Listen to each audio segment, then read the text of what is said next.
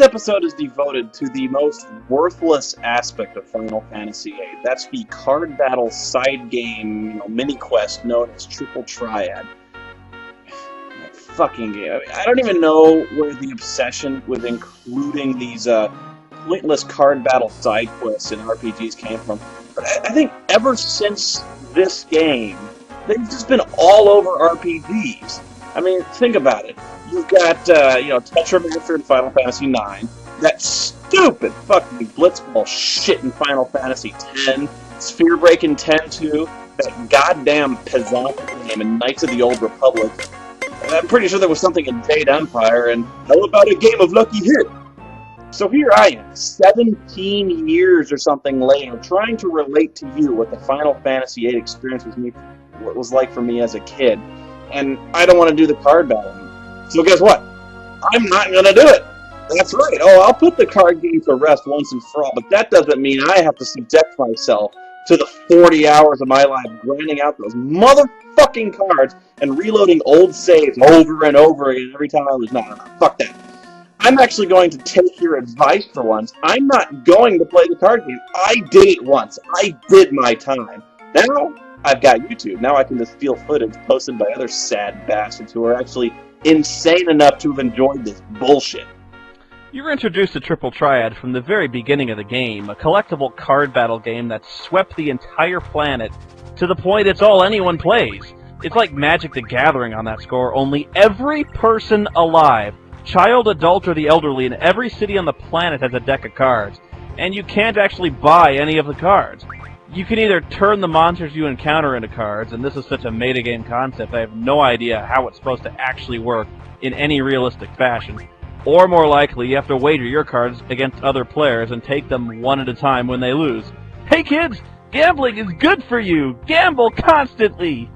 But not only that, the game is so widespread and popular that organizations that can only be described as cults have risen around it, with people engaging in strange rituals, organizing secret underground gambling circles, and calling themselves strange code names to protect their identities from others. Take, for example, the Card Club, a secret society in your academy that go by the names Jack, Club, Joker, Diamond, Spade, and Heart, all of whose identities are unknown, and who require you to beat them in order to talk to the next person in the club, meaning you have to go through the process of scouring the entire garden and talking to every single character in the garden about 6 times. And that's only after you win at least 15 games in the garden.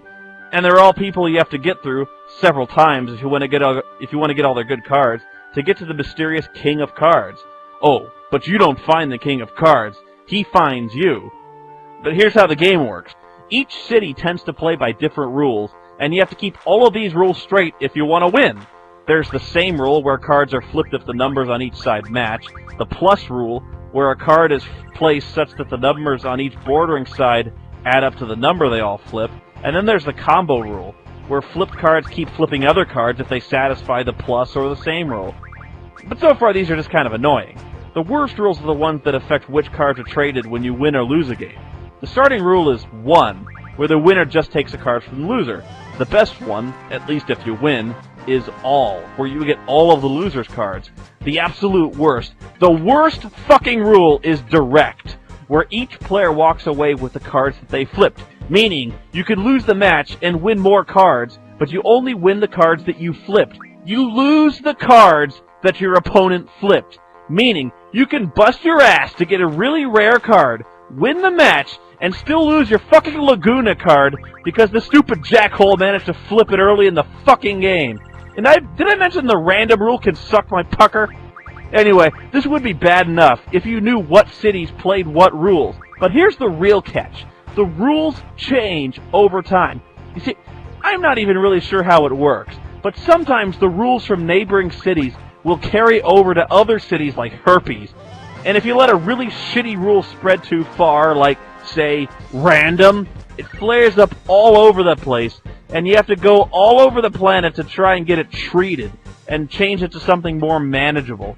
And you only really want to play the basic game and not fuck with the variant rules, so all the time, you not only have to worry about winning games, and keeping track of what cards you need, who has them, and what you need to play them, you have to keep doing preventative maintenance to make sure you're playing the rules you want to use. Worse, even if you do this, the rules can degrade. So if you're like me, and you tried to set the rule for you take all the assholes cards when you win, the rule will often degrade to the next lower one in the hierarchy, diff, which is the one where you lose cards you didn't mean to lose. And this happens all at once. So get the globe-trotting, asshole. Welcome to Final Fantasy VIII. And some of these assholes will want to change the rules on you, or ask if they can play by some other city's rules. Like you're gonna remember what city plays what. And you really don't want to do that. Just say no, kids. Well, that was long-winded. I'm already tired. I think I'll catch him shut-eye before trying to find the King of Cards. Whoa! Quistis. Oh my. Hey, what are you doing in my room, baby? And you even showed up in your formal uniform. Are we going to play Naughty Student or Clap the Erasers tonight? Actually, get this. Quistis is the King of Cards, which says a whole lot of weird things about her I barely want to think about. I mean, she's leading this cult of Uber geeks? Sad, man. Yeah, she snuck into my room at 3 in the morning to play cards. Yeah, well, I guess it's Quistis in my room, so who am I to complain, right? Oh, yeah, baby. You want to play some cards with me? Yeah, I got a new rule we can play with. Loser strips. Ooh, Noah, your deck is so big. God, I'm lonely. But I just find it hilarious that everyone is perfectly willing to play cards with you anywhere, at any time. On a mission, in the middle of a time warp, in the middle of an attack by fucking MODOK. Anyone fall back! They're coming at us from all sides! We need to regroup and form a barrier between us and the snakes! What, cards? Sure, I got a minute.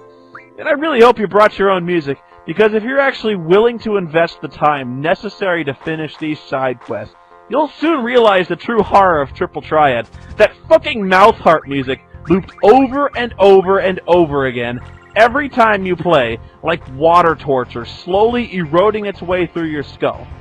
And maybe it's just me, but I can't stand the little default whip, whip, whip noise every time you move the cursor. God damn, it drives me nuts. Same reason I disable all those little clicks and bells and whistles on Windows. I mean, who needs the same little chime every time you click on a link or open up a folder?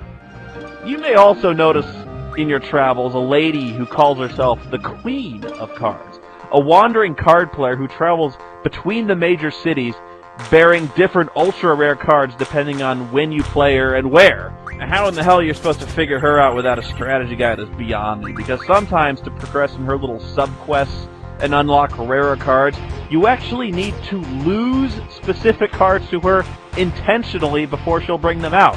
And that doesn't even get to the real problem of playing the Queen. You know what that is? The Queen is a cheating whore! Seriously, I hate this fucking bitch! Kiss your cards goodbye, or be prepared to reload constantly, because the Queen chooses her own rules. I mean, what bullshit is that? Lady, this isn't Nom. There are rules. Everyone has to play along with your own creepy little world here? Says who? Who says I can't just stave your fucking head in with my gunblade and take your goddamn cards? I'd say this was meant to be taken as seriously as Yu-Gi-Oh!, but at least with Yu-Gi-Oh! There was some semblance of order. I mean, this is anarchy. You want to get nuts? Come on! Let's get nuts! Okay, so what's your reward for all this, you might ask? Items. You get the rare cards, you refine them into items. They're good ones, but you don't need them. You don't even really want them. And no, you don't need to do this stuff. This side quest nonsense is all over console games nowadays, and a lot of people dig the hell out of it. I guess my point is that more isn't necessarily better. I appreciate the desire to add a lot of features and open up the game to new options, but at what cost? If they put more effort into making a better primary game, maybe I wouldn't feel the need to break up the monotony with pointless minigames. Bottom line, I hate these stupid, superfluous games with no depth, no purpose, bad music, and goals that only serve to insult my intelligence.